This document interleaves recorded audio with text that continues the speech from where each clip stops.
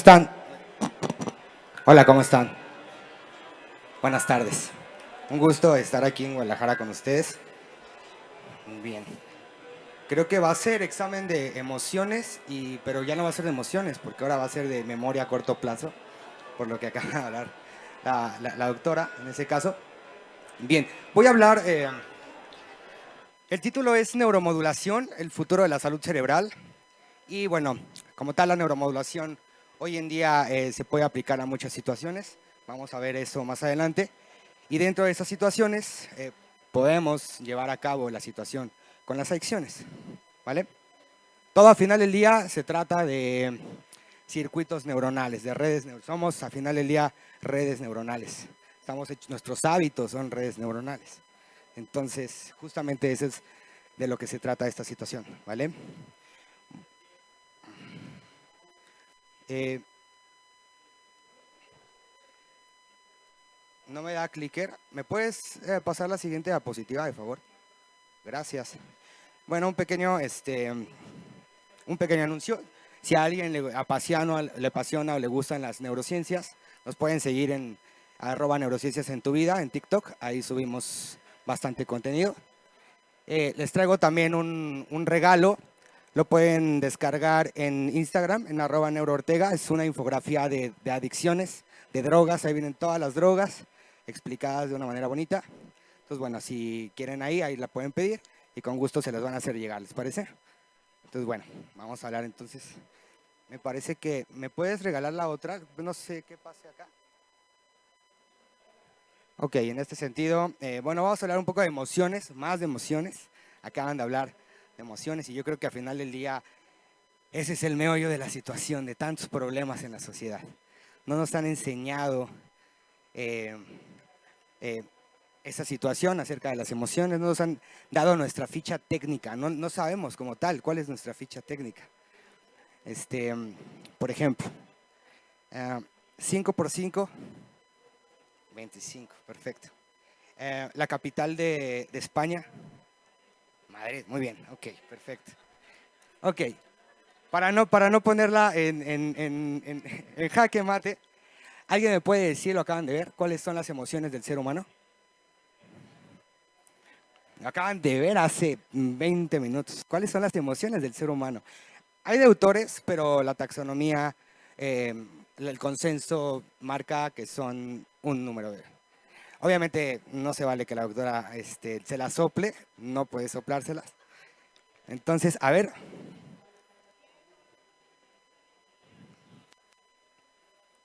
Gracias. No, fobias no entran en emociones. Hagan de cuenta que cuando nosotros compramos un coche, viene nuestra ficha técnica, ¿no? Nos dice cuántos caballos de fuerza tiene, asientos de piel, radio AM, FM. Y nosotros no sabemos nuestra ficha técnica como seres humanos. No sabemos nuestras emociones. Pues si no sabemos nuestras emociones, ¿cómo las vamos a regular? Si ni siquiera sabemos qué vamos a regular. Y básicamente ese es el problema en general de muchas situaciones, o esa es la raíz de muchas situaciones. Entonces vamos a hablar a lo mejor de cuestiones de dispositivos, de la píldora mágica, algo que me quite la adicción. Pero no vamos a hablar de algo tan fácil que son las emociones y está en nosotros. No necesitamos que nos pongan una bobina aquí para que nos regule redes neuronales, está en nosotros, nada más está en conocernos, en introspeccionarnos, en ese sentido. Bueno, ya dentro de esa situación estamos trabajando en un proyecto para llevar esto a las nuevas generaciones y que el día de mañana las nuevas generaciones se sepan sus emociones. Ya nosotros, pues a final de cuentas, pues ya no nos tocó esa educación, pero hay que trabajar con las nuevas generaciones para que tengan eso pues añadido, ¿no? Entonces vamos a hablar de emociones un poco, qué son las neurociencias. Creo que hace falta dilucidar esa situación porque hoy en día neuroventas, ayer vi neurooratoria, neuromarketing, bueno, ya cualquier cosa a nosotros los puristas nos causa comezón escuchar tantos prefijos con neuro que a final de cuentas, pues bueno, tratan de lucrar con esa situación. Entonces, bueno, vamos a dilucidar esa situación de qué son las neurociencias. Y bueno, ya más adelante vamos a entrar a lo que son la neurobiología de las adicciones, qué procesos están involucrados en el cerebro cuando el cerebro adicto está presente. Y bueno, vamos a aplicar vamos a hablar todo lo que es la neuromodulación. Ok, Antes que nada me encantaría iniciar con esta cita de Hipócrates que dice así: los hombres deben saber que de ningún otro lugar sino del cerebro proceden las alegrías, los placeres, la risa y las diversiones y los dolores, penas, tristezas y lamentaciones. Y a través del cerebro, de manera especial, adquirimos la sabiduría y el conocimiento, y vemos y oímos y sabemos lo que son lo viciado y lo justo, lo que son el mal y el bien, lo que son lo dulce y lo amargo, y a través del mismo órgano nos convertimos en locos delirantes, y los miedos y terrores nos asedian. Todas estas cosas soportamos cuando el cerebro no está sano. Por ello, soy de la opinión que el cerebro ejerce el mayor poder sobre el ser humano. Hipócrates. Desde ese entonces ya Hipócrates le daba el peso a este órgano que me encanta estudiar y que en promedio tiene 86 billones de neuronas y uno a uno también tiene 85 billones de células gliales, que son las células de soporte en el sistema nervioso central. Son las células que de cierta manera le están echando la mano a las neuronas en muchos procesos metabólicos para que la neurona procese toda la información dentro del sistema nervioso central. Dentro de esta situación, el 80% se encuentra en el cerebelo, que es esta estructura. Cada vez que ustedes hagan esto, el equilibrio, eso lo regula el cerebelo. Gracias al cerebelo estamos caminando. Y bueno, en promedio el cerebro humano pesa de 1.5 a 2 kilos, dependiendo qué tan cabezones estemos, en ese sentido. Y bueno, eso sí, el cerebro es un monstruo. Nuestra tasa metabólica, el 20% de la tasa metabólica se la lleva Es un devorador de glucosa. En ese sentido, bueno, back to basics, ¿no? A las emociones, regresando a esa situación. Bueno, ya más o menos empezamos a dilucidar que no tenemos como esa información de manera consciente y tenemos que trabajar en esa situación, ¿vale? Porque al final del día, de ahí vienen todas las problemáticas. Comemos por emociones. Tomamos por emociones. Fumamos marihuana por emociones. Compramos por emociones. El mundo se mueve por emociones. Al final del día, ya lo dijo Damasio, no somos ese ser intelectual, no, somos seres emocionales. Tenemos que trabajar esa situación. ¿Vale? Ok, bueno, me encanta... Me encanta me encanta Terminator 2, creo que ahí se rompe la regla de que no hay segundas buenas partes. Terminator es la mejor segunda parte. Y aquí, hablando ahorita que está la inteligencia artificial de moda, a mí me llama la atención mucho el diálogo que tiene Terminator, ¿no? Con John Connor. Y bueno, les dejo estas series. ¿Alguien sabe por qué lloramos? Me encanta el proceso estético de que sale algo de nuestros ojos y se siente esa sensación de bienestar, de alivio, ¿no? Como neurobiólogos no hemos llegado como tal a una explicación del por qué el ser humano llora. Y es algo que a mí cuando vi esta escena dije, ¿cómo Terminator le pregunta a John Connor? O sea, ¿cómo el propio robot se da cuenta algo que ni siquiera nosotros sabemos, ¿no? ¿Por qué lloras? Y John Connor que le dice, no sé, ¿no? Es como algo cuando algo te duele, pero es diferente. Y al final, Terminator entiende las emociones. ¿Y qué dice? Ahora sé por qué lloran. Pues es algo que nosotros nunca vamos a poder hacer como máquinas. Esa va a ser la diferencia entre la inteligencia artificial y el ser humano. Que tenemos emociones. Que tenemos que aprender a regularlas. Antes. Esa me iba. ¿Qué es una emoción? ¿No han leído su manual del ser humano? Ahí viene que es una emoción. El ser humano viene con tantas emociones. Si es una emoción es esto. Ok, bueno.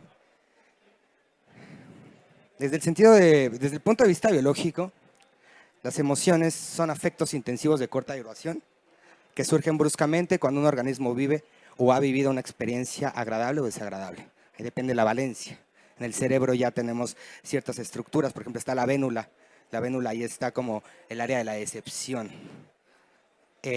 Y básicamente son estrategias biológicamente adaptativas que nos hacen obrar en cierta dirección. Las emociones nos ayudan a tomar decisiones. ¿Cuál es la finalidad de las emociones? Que nos adaptemos, que tengamos una adaptación. Así, si de repente llega ahorita una víbora o algo, pues ¿qué vas a hacer? Vas a correr, ¿no? Entonces, la finalidad es que te adaptes. Hay de autores, y ahorita lo acaban de ver con la autora, pero principalmente el censo está en 6 principales. Está el enojo, está la tristeza, el asco, el desagrado, el miedo y la alegría.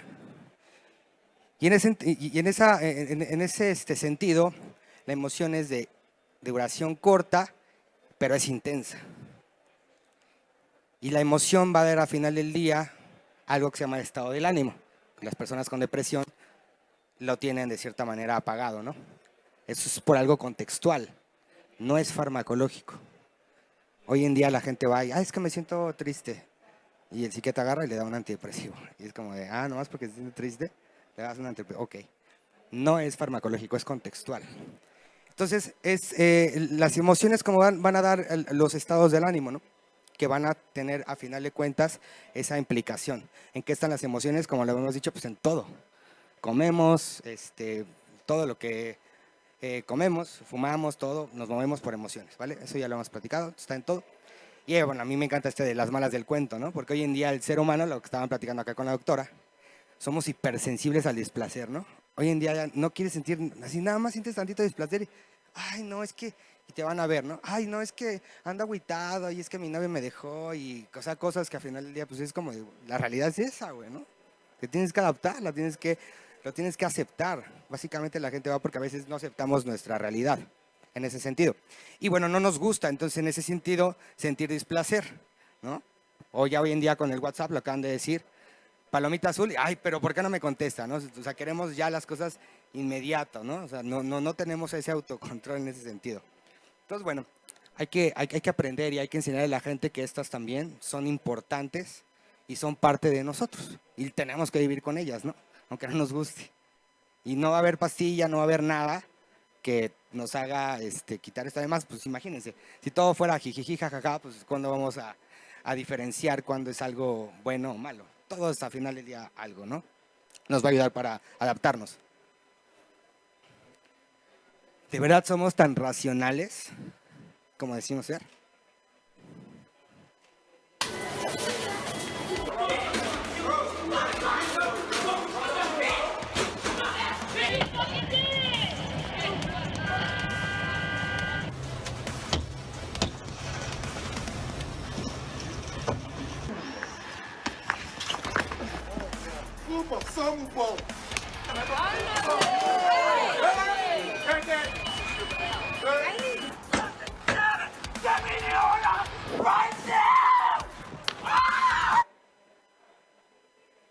Bueno, en ese sentido, pues bueno, al final pasaba lo que pasó en el estado de Querétaro, que fue algo lamentable, que hubo gente muerta. Después hicimos un seminario y analizamos ese proceso.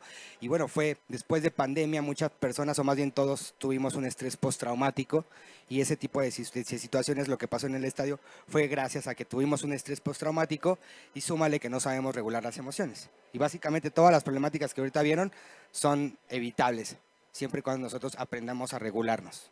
Entonces, bueno, yo creo que ahí podríamos acabar la plática y yo me voy con lo que dijo la doctora. Las emociones es todo y ya vámonos, ¿no? Pero hay que seguir hablando, entonces vamos a hablar de neurociencia, ¿vale? Entre más jóvenes, más emocionales, por ahí ya lo habían hablado. La corteza prefrontal, en términos generales, hay 2 sistemas que están implicados en nuestra conducta. Por un lado, el sistema límbico y por otro lado, la corteza prefrontal, ¿no? Si lo quieren ver desde ese punto, es el diablito y el angelito, ¿vale? ¿Cuál es mejor? Los dos son buenos. Los dos, si se complementan de buena manera, se van llevando bien porque nos ayudan a tomar decisiones oportunas y asertivas. La cuestión es que la corteza prefrontal tarda un ratito más en madurar, digámoslo así. En mujeres, 20, 22, 23 años, ya por cuestiones hormonales, su corteza ya está madura, por así decirlo, corteza prefrontal. Les ayuda a su toma de decisiones. Neurobiológicamente las mujeres son mejores que los hombres, hay que decirlo. Bueno, las primeras 2 semanas, ya después ahí le sacamos el empate. Y bueno, y en los hombres, bueno, yo tengo 35 y creo que apenas está pegando, ¿no? Como que apenas así como que me llevan ya 10 años de ventaja las mujeres en ese sentido y hay hombres que pues, creo que nunca, ¿no? Pero bueno, sí nos llevan una ventaja en ese sentido. Entonces, entre más jóvenes, más emocionales. Y esto es importante para las drogas, para la situación de las drogas, porque esta plasticidad cerebral puede ayudar para bien o para mal. Esa es otra situación. Entre más jóvenes aprendemos más rápido, la plasticidad está de nuestro, en nuestro lado. Y a mí me encanta este video, ¿no? Cómo le hacen bullying al niño. Ve cómo sufre. Padre nuestro que estás en el cielo. Tú nunca has jugado tranquilo con nadie.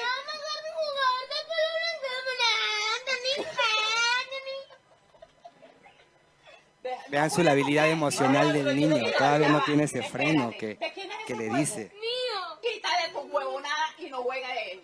Así de fácil. Pero yo no le entiendo. Bueno, déjalo. Dame mi balón, la agarra. Un poco de redes sociales, ¿no? Pero se da cuenta la habilidad del niño, cómo tiene esa incapacidad, hasta sufre, ¿no? Porque su corteza prefrontal no le está ayudando, no le está diciendo tranquilo, no pasa nada, estamos jugando, vamos perdiendo, ¿no? El niño se enoja en ese sentido.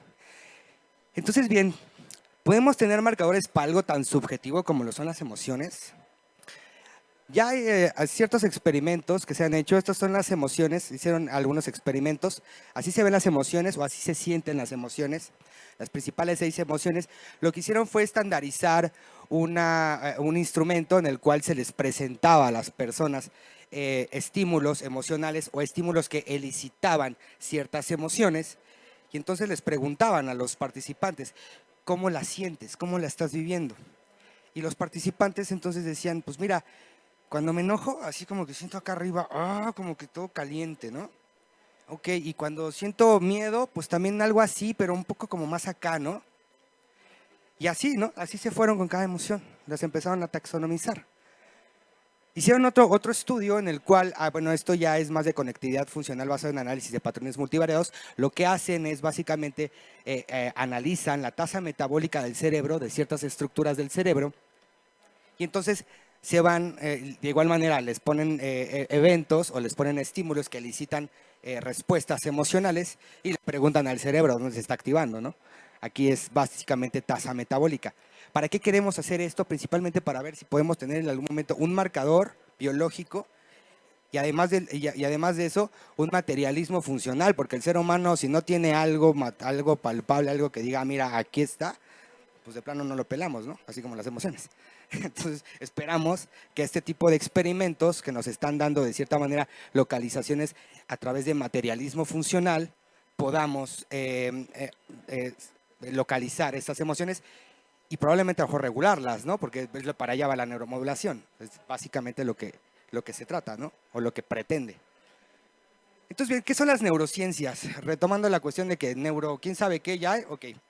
Gracias a las neurociencias se han abordado muchas situaciones, ha habido muchos avances en el ámbito biomédico, en el modelo biomédico, tanto para neurología, para la psicología, como para psiquiatría.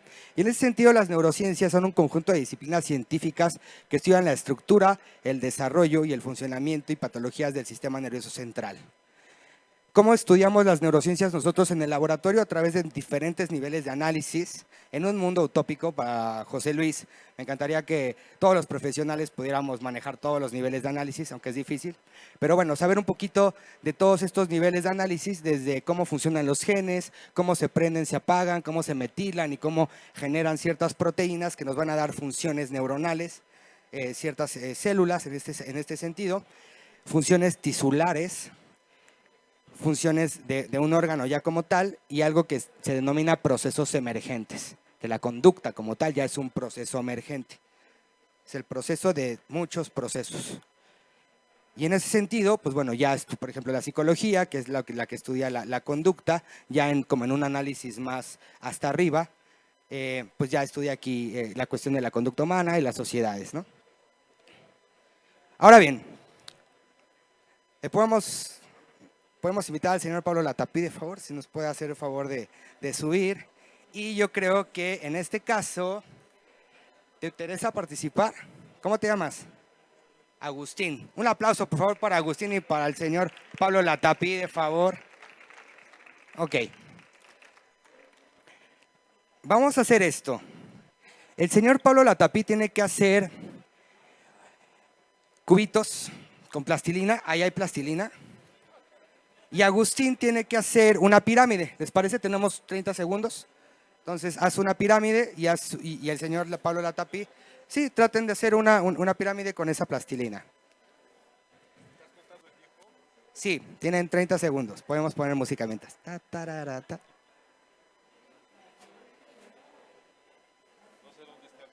Ta, ta, ta, ta, ta, ta, ta, ta, ta.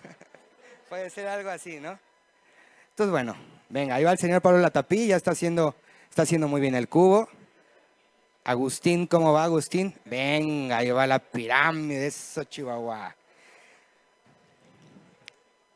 La plasticidad cerebral es la capacidad intrínseca del sistema nervioso cerebral, de generar cambios bioquímicos, moleculares, celulares, estructurales y funcionales con la finalidad de adaptarse a variaciones del medio ambiente y minimizar eventos aversivos en caso de una lesión y envejecimiento.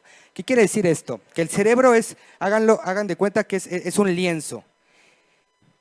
Es un principio epigenético. El ambiente va a tener un impacto en nuestro cerebro, siempre, toda la vida. Entonces, el ambiente es el señor Pablo Latapí que está moldeando, en este caso, la plastilina. Ahora a ti te toca hacer un cubo. Ajá. Y entonces, este es el cerebro, la plastilina como tal. Entonces, el ambiente está modulando expresiones genéticas, expresiones proteicas en nuestro sistema nervioso central, en nuestro cerebro, y el ambiente lo está moldeando.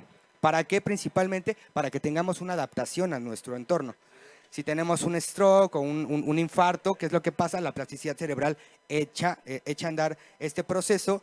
¿Para qué? Para que otra vez se vuelva a modular. Este es el cerebro, básicamente. Muchas gracias, les agradezco. Otro aplauso, por favor, para el señor Pablo Latapí y para Agustín, que es Facultad de Medicina, próximo médico. Ok, perfecto. El ambiente entonces es ese Bob Ross que está pintando en el lienzo, que es el cerebro, y que está generando el cerebro de una manera como él quiere. Por eso es tan importante el ambiente. El ambiente es sumamente importante para que nuestro cerebro se vaya moldeando en ese sentido. Y es un proceso epigenético, ¿vale? En ese caso, hicieron algunos experimentos que se llaman experimentos de ambientes enriquecidos. ¿Qué es lo que hacemos en el laboratorio? Metemos a ratitas en un ambiente donde hay resbaladillas, donde hay comida de un lado, del otro, ratitas para los ratoncitos y ratoncitos para las ratitas. Lo que ustedes puedan entender como un ambiente enriquecido, eso es lo que hacemos. Y después, entonces, sacamos el cerebro de esas ratitas y como si fuera jamón, lo rebanamos. Y lo vemos en algo que se llama histología. Entonces, lo que podemos ver es que hay mayor cantidad de dendritas en los cerebros de los ratones que estuvieron en un ambiente enriquecido, en contraposición de los ratoncitos que estuvieron en un ambiente aislado. Básicamente, esta situación es el principio epigenético que acabamos de hacer con la plastilina. Entonces, por eso los ambientes enriquecidos también son muy buenos en ese sentido. Es una manera, materialismo funcional. De ese mismo sentido, hicieron el mismo experimento debido a que después de la guerra de Vietnam llegaron algunos soldados con estrés postraumático, les habían amputado algún miembro y se dieron cuenta que salían del hospital y ya les habían dado morfina. Como ustedes saben, la morfina es altamente adictiva. Se dieron cuenta que los soldados regresaban a su casa, ¿no? Pero no presentaban un periodo de abstinencia, o un craving, como es el que sucede en las drogas, en las adicciones.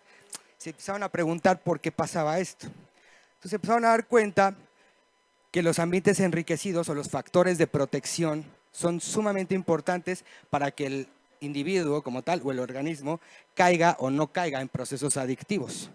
Lo que hicieron fue entonces medir el consumo de agua con heroína y con agua normal. Se dieron cuenta que las ratitas que estaban en Rat Park, es un experimento muy famoso de la época de los 80s, tenían menor ingesta de agua con heroína y tenían mayor ingesta de agua normal, en contraposición de las ratas que estaban en un ambiente aislado. ¿Qué quiere decir esto? ¿Qué nos está diciendo? Que los factores protectores para nuestras próximas generaciones, para nuestros pacientes con adicciones, son sumamente importantes para que ellos tengan estos procesos de protección.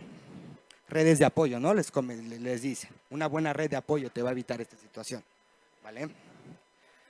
Entonces, bien, en este sentido, la neurobiología de las adicciones lo que nos ha enseñado, lo que nos dilucida es, estamos buscando cuáles son los circuitos. El cerebro tiene ciertos cableados y estamos buscando esos circuitos. Sabemos que si buscamos esos circuitos, vamos a atender ciertas sintomatologías. En neuromodulación le llamamos circuitopatías. Estas son básicamente las estructuras que están involucradas en el proceso de adicción. Está la corteza prefrontal dorsolateral izquierda, que es básicamente está a este lado, ya la tenemos bien ubicada y modula procesos de adicción junto con procesos, con estructuras límbicas, principalmente núcleo accumbens, BTA del hipotálamo y giro del cíngulo, en ese sentido.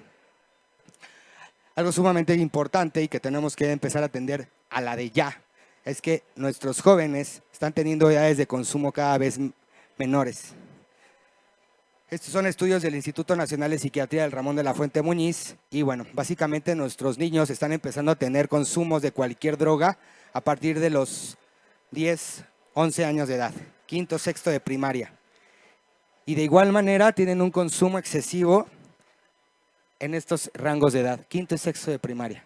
O sea, todavía su cerebro, como les habíamos dicho, está inmaduro y estos niños ya están generando procesos se llama potenciación a largo plazo en redes que están asociadas a adicciones.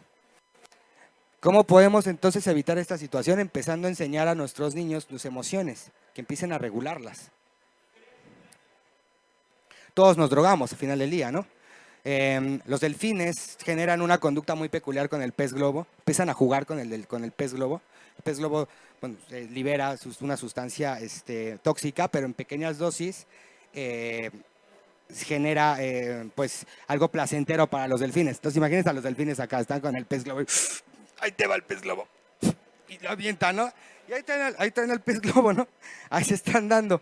Se sabe que también los monos les encanta el tabaco casi igual que a los seres humanos, se llegan a quemar incluso los dedos y bueno, pues todo lo que viene siendo las sustancias que de cierta manera están pues consensuadas por la sociedad. Ahí está una cerveza, la cafeína también de igual manera, el cigarro y bueno, y a la gente también como le gusta también consumir medicamentos a veces sin prescripción médica. Y tenemos que hablar entonces también de drogas, ¿no? Vamos a hablar de la principal droga, de la más adictiva y si no me ven, dejen de comer carbohidratos una sola semana y van a ver el proceso de abstinencia que van a traer. Y este es un problema que también está generando un problema de salud pública, porque en ese sentido tenemos el primer lugar en obesidad infantil, el primer lugar en consumo de refresco, y el segundo lugar en diabetes tipo 2, que por ahí ya estaban ahorita las pláticas de diabetes, y el sexto en el mundo. Entonces, básicamente vamos a hablar de drogas. Casi siempre estamos hablando como de drogas psicoactivas y ese tipo de cosas, ¿no? El azúcar también es una droga y está generando problemáticas serias. La NASA hizo un experimento en el cual quisieron ver los efectos conductuales con arañas y, bueno, pusieron diferentes tipos de sustancias y querían ver el efecto conductual que tenía en la telaraña. Y bueno, aquí está muy gráfico, ¿no? Para quien diga que la marihuana pues, no hace daño y no pasa nada, pues bueno, pregúntenle a Jamaica. Ellos tienen un alto índice de psicosis, de esquizofrenia, justamente porque tienen un alto consumo de marihuana.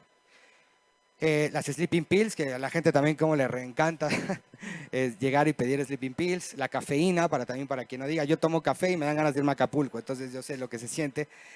La bencedrina, que también es un estimulante. Y bueno, esto es algo preocupante, esto es en Filadelfia y vean la conducta en las calles, que ya es un problema de salud público.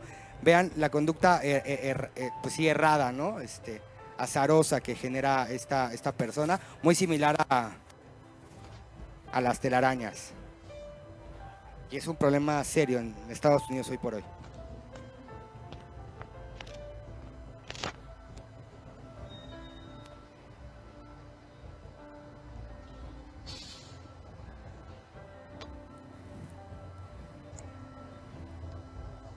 Vean la pérdida de la voluntad de las personas una vez que están en un proceso adictivo.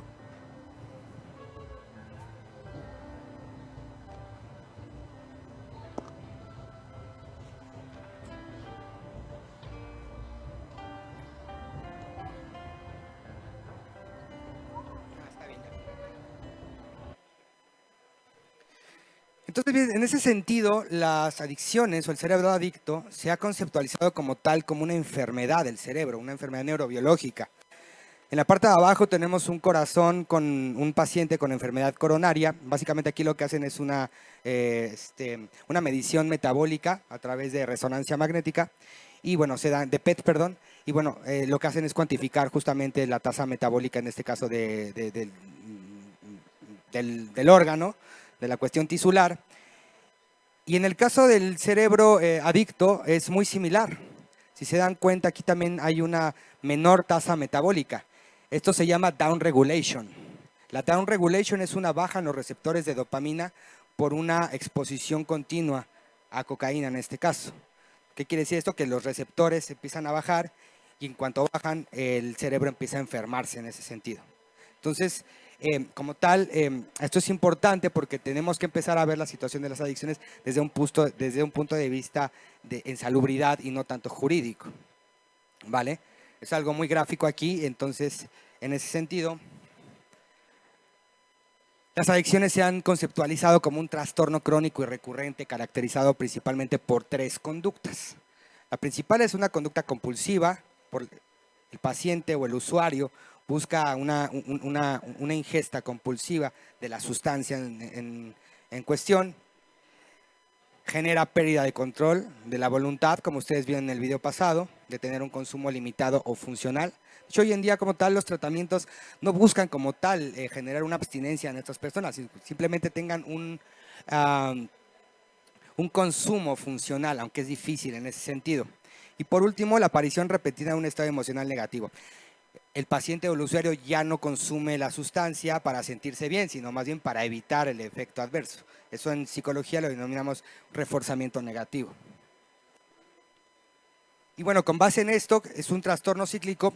La neurobiología lo que está buscando son los circuitos neuronales que están asociados a estas conductas. Principalmente se tienen tres circuitos.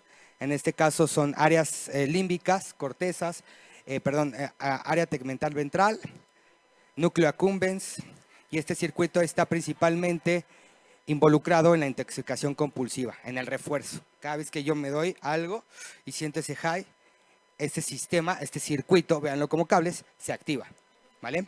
Es importante que tengamos esto porque ahorita lo vamos a ver más adelante. Tenemos el segundo, que es la etapa del retorno del reforzamiento negativo, que aquí es más asociado a la amígdala basolateral. La amígdala basolateral se prende, genera mayor tasa metabólica cuando se genera este conducta. Y por otro lado, la anticipación y la preocupación, que son cuestiones más cognitivas. Cuando es cognición, la corteza prefrontal es la que está jugando ese papel y está regulando los demás, las demás estructuras límbicas en este caso. Entonces, estos 3 circuitos básicamente son los responsables de las conductas o de las características que presenta la adicción. Los modelos animales nos han ayudado muchísimo justamente a dilucidar esa situación. Este es un operante en el cual se le da a la ratita, cada vez que ella palanquea, se le da un reforzador, en este caso puede ser una droga, qué sé yo, o la otra, se le pone directamente un implante, un cable, y se activa directamente las áreas límbicas, en este caso el sistema límbico y el BTA. Aquí están estos circuitos que son los responsables de la adicción. Entonces, así como ahorita el señor Pablo Latapí y el compañero de medicina hicieron, básicamente el cerebro se está modelando en ese sentido, pero para generar una conducta adictiva a través de estos circuitos neuronales, ¿vale? Entonces, bien, aquí la ratita nos ha enseñado mucho. Primero, obviamente, en ciencia básica nos ha enseñado esa parte y ya con base en eso estamos llegando al ser humano. ¿Por qué unos sí y otros no? Porque hay personas que te dicen, no, pues yo sí me fumo unos toques, no pasa nada, doctor, todo controlado, ¿no? Y hay personas que se fuman un cigarro o se echan una chela y ya se fueron y ya empeñaron la casa, ¿no? Entonces es como, ¿por qué unos sí y otros no? Este güey, pues sí, se fuma uno y está bien, sí, bro. Aquí se echan a andar procesos también epigenéticos. O sea, de cierta manera hay personas que somos más débiles o tenemos ciertas estructuras más sensibles a ciertas sustancias y hay otros que no.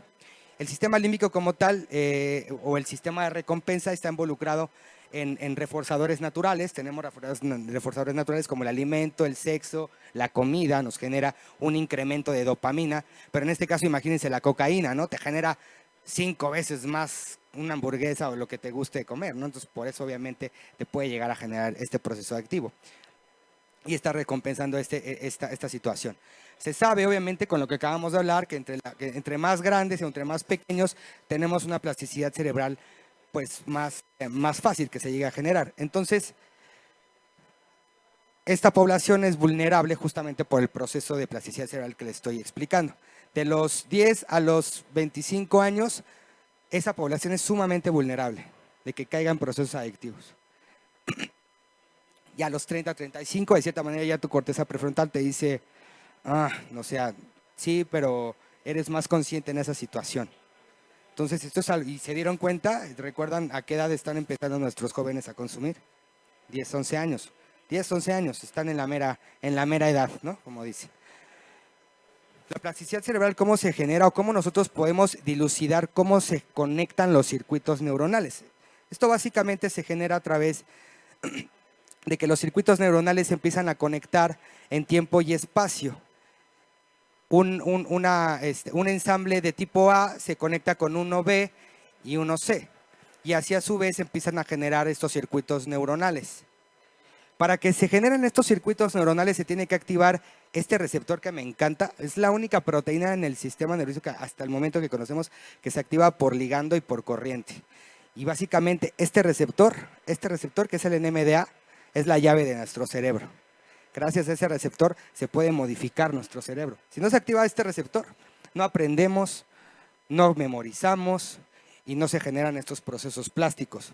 Esta es una rebanada de rata que nosotros trabajamos en el laboratorio.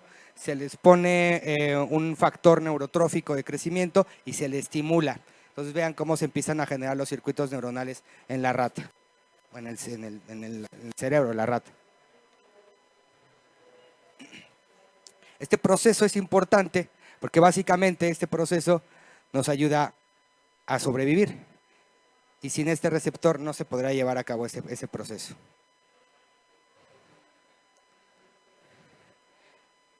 Ok, hoy por hoy podemos prender y apagar circuitos ya específicos a través de una técnica que se trabaja en ciencia básica, que yo le llamo la joya de la corona, porque es la optogenética. La optogenética básicamente lo que consiste es en transfectar una célula. Nosotros en el laboratorio trabajábamos células GEC, que son de riñón. Transfectábamos un pedacito, una secuencia de ADN a la célula. Y eso básicamente lo que hace es que la célula genere de la indicación de que se expresen ciertas proteínas, en este caso receptores que obedecen a luz. La luz puede llegar a prender y apagar esos receptores. Entonces, ¿para qué hacemos esto? Principalmente para prender y apagar circuitos de manera selectiva. Yo quiero nada más que estas neuronas se prendan y tú te calles. Entonces, tú te vas a prender, tú te callas. Entonces, le damos la señal a la célula, la transfectamos y esa célula expresa receptores fotorreceptores en este caso. Entonces, bueno, son modificaciones genéticas para que algunas células expresen fotorreceptores sensibles a luz y la luz se convierte en el estímulo desencadenante, activando así redes neuronales específicas. Esta es la explicación. It turns out that throughout all the kingdoms of life, in plants and funguses and bacteria and so on, you can find photosynthetic or photosensory molecules that convert light into electricity. So we borrow these molecules from nature, and then using tricks from the field of gene therapy, we can put them into neurons. Now, these molecules can convert light to electricity, and they do it just in the neurons that we want to control, and not all their neighbors. So we can deliver these molecules to some cells and not others, and then we shine light on the network, we can turn on or off that subset of the cells. If we can turn on or off a set of cells that's embedded within this dense to directly control brain circuits in patients with brain disorders. Electricity is used to stimulate the brain, deep brain stimulation. If instead we could actually aim light at certain cells and turn them on or off, we might be much more specific.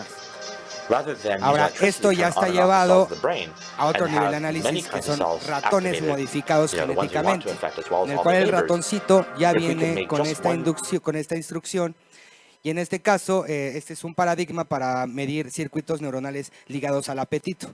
Nosotros en nuestro cerebro tenemos algo que se llama hipotálamo lateral. Bueno, el hipotálamo y el hipotálamo se divide en muchas secciones. El lateral básicamente nos sirve para conducta de ingesta y para conductas de ciclo sueño-vigilia. Trabajan a través de hipocretinas y de orexinas. Entonces, este ratoncito está modificado. Cada vez que nosotros le prendemos, el ratoncito empieza a comer. Como si fuera un cochecito de control remoto. Ahí le prendemos la lucecita al ratoncito y empieza a comer. Lo apagamos, cesa la conducta de ingesta y decimos, ok, a ver, vuelve a comer. No sé qué le pusieron ahí, queso me parece. Le vuelven a poner el láser, la luz, el estímulo y vuelve a comer. Está de locos, ¿no? Imagínense. Ya podemos por ahí empezar a... Imagínense, bueno, eso va a ser bueno para su esposo, ¿no? Lo mandan a modificar genéticamente, se lo regresan y con luz lavas trastes, bueno, ya lo que se les... No, mejor no les voy a dar ideas, porque si no, imagínense. ¿Va? Ya entrando en la cuestión de la neuromodulación, bueno, un poco de la historia. El emperador Claudio tenía cefaleas fuertes, dolores de cabeza, migraña. No sé cómo por qué se les ocurrió o decirle a su médico que pisara un pez torpedo. El pez torpedo básicamente genera choques eléctricos. Entonces, no me pregunten por qué el emperador Claudio pisó un pez torpedo, como que se les hizo buena idea. Pues me duele la cabeza. Güey, pues pisa el pez torpedo, a lo mejor se te quita. Y sí se le quitaba el dolor de cabeza, le quitaban las migrañas. Entonces empezaron a dar cuenta que los choques eléctricos generaban un efecto analgésico en la migraña del emperador Claudio. Ya más adelante, en 1804, esta historia, bueno, sigue, pero bueno, les voy a presentar nada más estas dos. Giovanni Aldini estimulaba principalmente a través de estimulación magnética, trataba a pacientes melancólicos y se daba cuenta que su estado de ánimo mejoraba. Entonces, bueno, esto se podría decir que esta es la historia de la neuromodulación, ¿no? O tenemos que tener en cuenta que nuestro cerebro funciona a través de pulsos eléctricos, ¿no? La sinapsis y esa situación, ¿vale? Entonces, tenemos dos principales tipos de devices hoy en día, o más bien de tipos de neuromodulación. Por un lado tenemos la invasiva, en el cual, por ejemplo, se le hace aquí a un paciente con Parkinson. El Parkinson básicamente es una neurodegeneración en la sustancia negra que genera dopamina. La dopamina, además del placer, nos ayuda al movimiento, ¿no? Por ejemplo, si queremos poner un hilo en una aguja, ese proceso de movimiento fino es dado por la dopamina. Entonces, bueno, como ustedes saben, en la enfermedad de Parkinson, esta estructura está neurodegenerada. Lo que hacen entonces es a través del trépano, ponen un electrodo y lo empiezan a estimular. Y lo que se sabe es que lo estimulas, genera dopamina y de cierta manera los síntomas desaparecen. La cuestión es que, bueno, cuesta $1 millón una operación de estas. Entonces, bueno, aquí en México es difícil. Sí se está haciendo en siglo XXI. Tenemos también, por ejemplo, epilepsia, ¿no? Estos son invasivos. Estos dos son invasivos. Se genera una operación y, por ejemplo, aquí está la estimulación del nervio vago y lo que hace es básicamente sincronizar al cerebro. La epilepsia básicamente es como un cortocircuito. De repente entra en un cortocircuito, empieza a generar estas actividades. Y lo que hace este device es básicamente darle otra vez como un marcador, pero en lugar de para el corazón es para el cerebro. Estas son las dos principales neuromodulaciones invasivas. Fíjense, podemos neuromodular al cerebro, que es algo que estamos haciendo ahorita con algunos protocolos a través del ejercicio aeróbico. Yo pongo a nadar a la gente con depresión y yo mido un factor que se llama factor neurotrófico derivado del cerebro. Se sabe que este factor está asociado a este tipo de sintomatologías, entonces lo que haces es, no le vas a dar un antidepresivo, nada más mételo a nadar y seguramente el paciente se empieza a sentir mejor. Tenemos terapia a través de luz, que es algo que ahorita me voló la cabeza desde el otro día que lo empecé a estudiar. Tenemos estimulación magnética transcraneal y estimulación por corriente directa, en ese sentido, ¿vale? Nosotros trabajamos estimulación magnética transcraneal. Básicamente es una bobina que lo que hace es generar un pulso electromagnético. Es un principio faradiano y a través de ese pulso electromagnético se generan pulsos de corriente en el cerebro. Entonces nosotros podemos empezar a modificar, a moldear, así como la plastilina, a través de estos pulsos eléctricos, ciertas redes neuronales.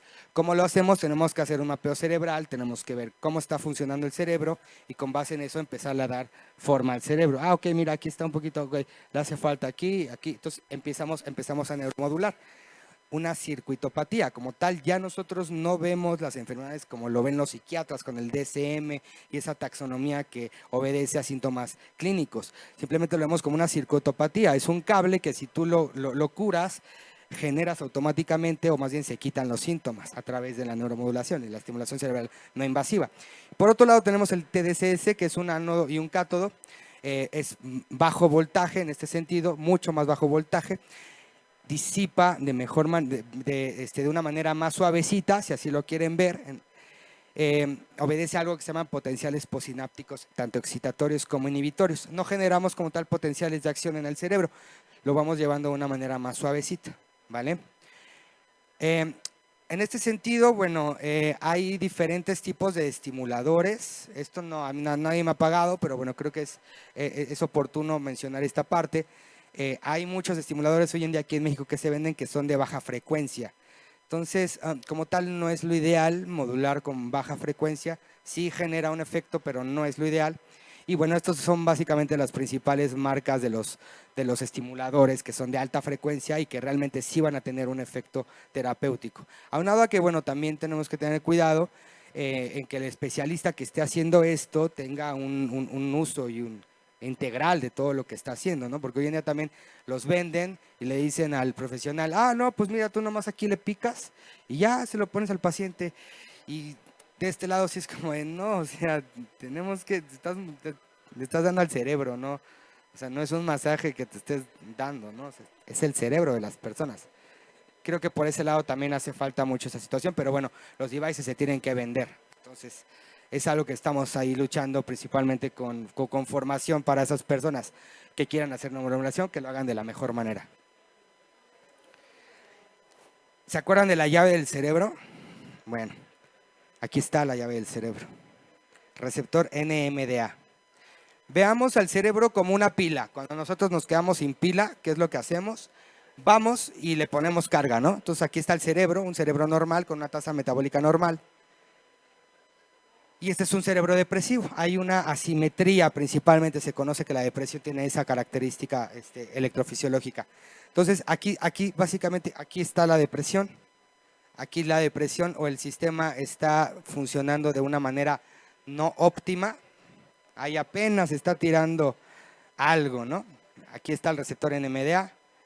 Esto es algo importante porque este receptor genera cambios genómicos. Se mete a la célula, echa a andar vías de señalización intracelular y esas vías de señalización intracelular regeneran el cuerpo, bueno, el cerebro en este caso. Entonces, bueno, aquí se le pone el impulso electromagnético, se le da un burst al cerebro, es como echarle otra vez la pila al coche y vuelve a prender el coche, ¿no? Entonces, lo que tenemos que trabajar aquí es el mantenimiento a mediano y largo plazo. Porque es como, bueno, ahorita ahí tengo una imagen muy gráfica, ¿no? Una vez entonces que nosotros ya le dimos esa neuromodulación, que ya activamos otra vez ese proceso, aquí el cerebro otra vez se vuelve a echar a andar, ¿no? Y entonces ya desaparece la sintomatología. El mismo principio puede ser para adicciones, es el mismo principio. Misma vía, de hecho es la misma, es corteza prefrontal dorsolateral. Sí, claro. Gracias. ¿Cuánto tiempo dura ese efecto? Las sesiones tienen que ser de manera pausada. Se sugiere principalmente empezar a ver cómo empieza el cerebro a responder. Una sesión dura de 40 a 60 minutos, dependiendo de cómo tú vayas viendo esa parte. En un paciente con depresión, las guías te van indicando que sean 30 sesiones, 20 sesiones, pacientes refractorios, ¿no? Con depresión resistente al tratamiento. Reitero, por eso los fármacos no van a hacer nada, porque pues, el problema es ese, ¿no? De 20 a 30 sesiones tú empiezas a ver una mejoría. De hecho, con alta frecuencia, desde las 5 sesiones, ya el paciente empieza a sentirse en ese sentido mejor, ¿no? Con un estado de ánimo mejor. La cuestión es que tienes que trabajar ese mantenimiento a largo plazo. ¿Cómo lo vas a trabajar? Con una cuestión contextual, un tratamiento integral. Ok, gracias. No hay que. Bueno, entonces en ese sentido, este receptor o este mecanismo de acción está haciendo a través de este receptor, que es el que está promoviendo la plasticidad cerebral. Entonces, en conclusión, la plasticidad cerebral con pacientes deprimidos está apagada. ¿Para qué nos sirve la plasticidad cerebral? Ya lo dijimos, para adaptarnos. ¿Entienden ese punto? El aprendizaje, la memoria se da por este receptor. Si nosotros no aprendemos, entonces no vamos a ver cómo adaptarnos. Por eso está el desamparo aprendido. Por eso la gente tiende a suicidarse, porque su sistema más importante está apagado. Ok, y en este caso, pues, ¿para qué sirve? Pues es hasta de miedo, ¿no? Porque te digo, pues, para todo, porque ya te dije al principio, pues es para todo. Vas a tener el cable y el cable está asociado a ciertas sintomatologías. Lo que pasa es que, pues, estamos ahorita con la cuestión de la taxonomía, del DSM, entonces le ponemos nombre, ¿no?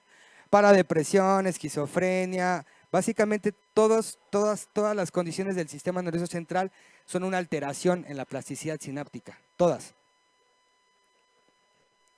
Estos son los artículos, como tal es una epistemología nueva, apenas tiene 10 años, estamos generando nueva data. Aquí está la aprobación por FDA, que es principalmente para depresión resistente al tratamiento, dolor y trastorno obsesivo compulsivo, son las indicaciones.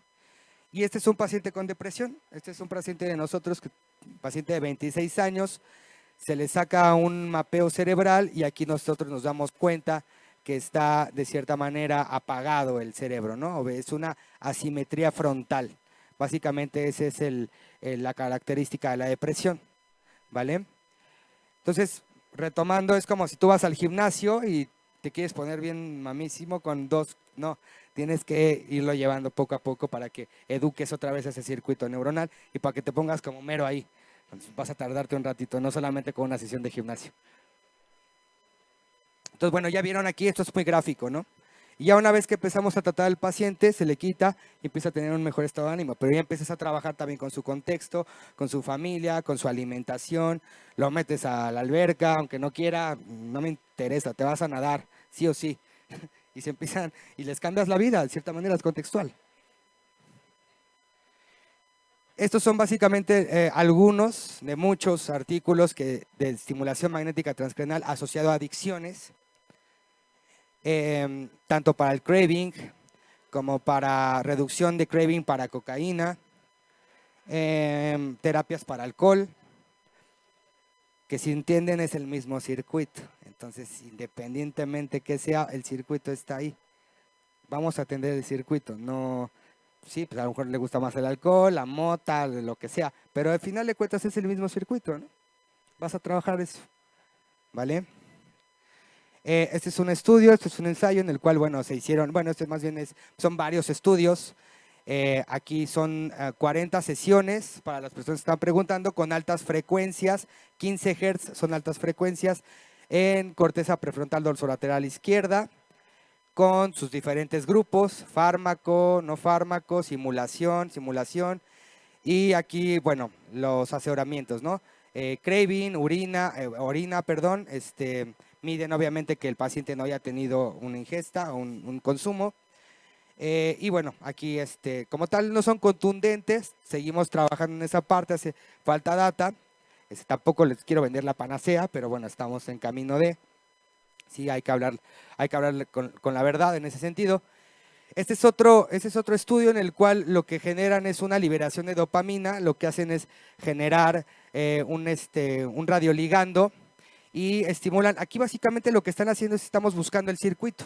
A ver, ok, ¿qué pasa si yo estimulo la izquierda, corteza prefrontal dorsolateral izquierda? Ah, ok, si yo estimulo la corteza prefrontal dorsolateral izquierda, voy a tener actividad de dopamina, se van a mover aquí los receptores. Aquí básicamente lo que haces es buscar receptores asociados a tasa metabólica. ¿Y qué pasa entonces si yo estimulo la derecha? Y se dan cuenta entonces que no hay un cambio en dopamina. Entonces la conclusión es que el circuito está en la izquierda. El camino está por ahí, ahí está el cable. Este es paradójico porque aquí lo que queremos es que el paciente entre en craving, ¿no? Entonces no lo quiero evitar, se lo quiero inducir. Entonces, ¿cómo se lo vamos a inducir? Una sesión a baja frecuencia, la corteza prefrontal dorsolateral izquierda, durante 15 minutos de estimulación, son 900 pulsos, son trenes rápidos, pa, pa, pa, pa, pa, pa, pa, pa, pa. Así se escucha. Y se genera entonces una inducción de craving. Ahora yo no quiero que lo evite, yo te lo quiero inducir. Y eso lo que a mí me corrobora es que es ese circuito. Ese circuito es el que tenemos que modular. Ya voy a acabar. Entonces, bueno, conclusiones. Tenemos que empezar con nuestro manual del ser humano. Tenemos que saber cuáles son nuestras emociones, cómo regularlas. Esa es chamba de nosotros, como lo había comentado la doctora. Eso es chamba de nosotros. Y bueno, obviamente también es chamba de la sociedad llevárselo esto a las nuevas generaciones. Es lo que estamos trabajando en el instituto ahorita, con un concierge académico. La alteración de la plasticidad cerebral está asociada a la sintomatología de las enfermedades neurológicas, neuropsiquiátricas, como le quieran llamar. Desde ese sentido, nosotros los llamamos circuitopatías. Y bueno, los tratamientos como tal deben desarrollarse de una manera integral. Eso es lo que tiene que ser así, ¿vale? Creo que sería todo de mi parte.